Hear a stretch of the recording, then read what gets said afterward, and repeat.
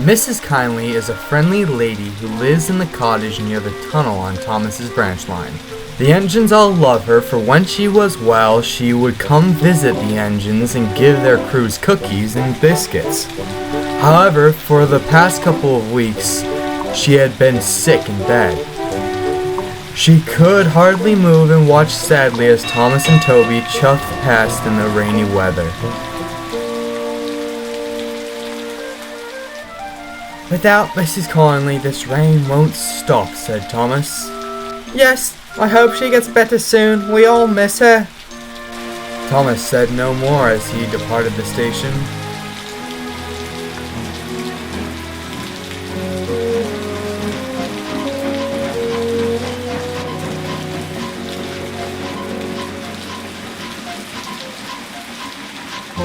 The rain still fell all around as Thomas crawled up the branch line.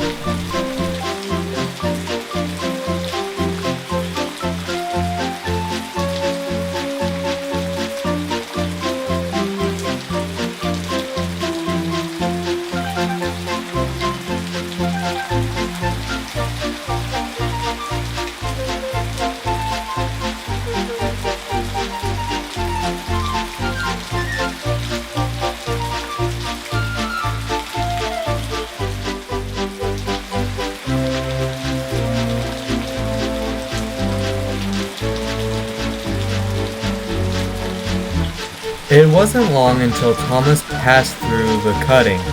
He looked up and there stood the Kyndley cottage.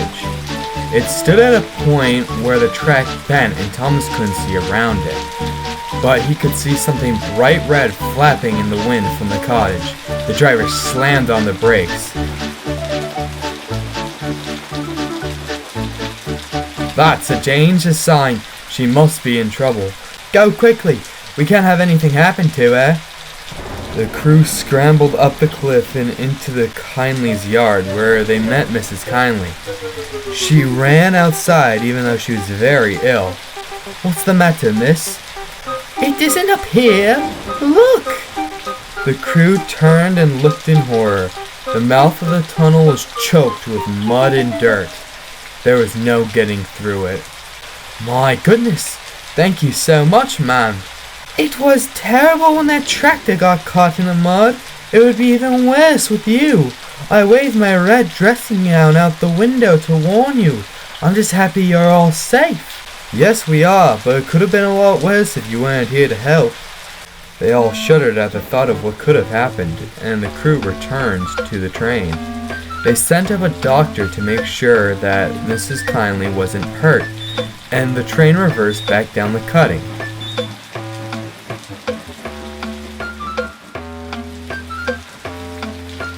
They reached the station where they called for Terence and the workmen to clear the line.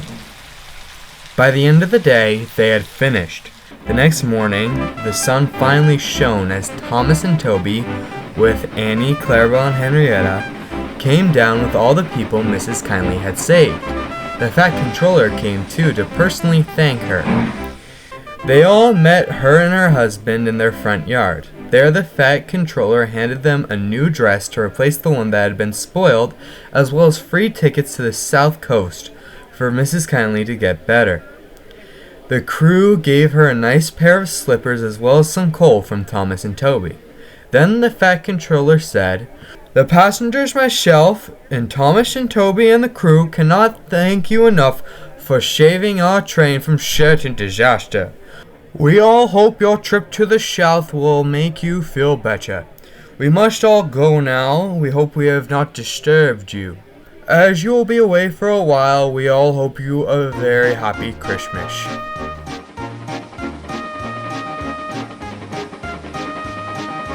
Mrs. Kyndley is in Sussex now, getting better. All the engines look forward to the day that she finally returns home.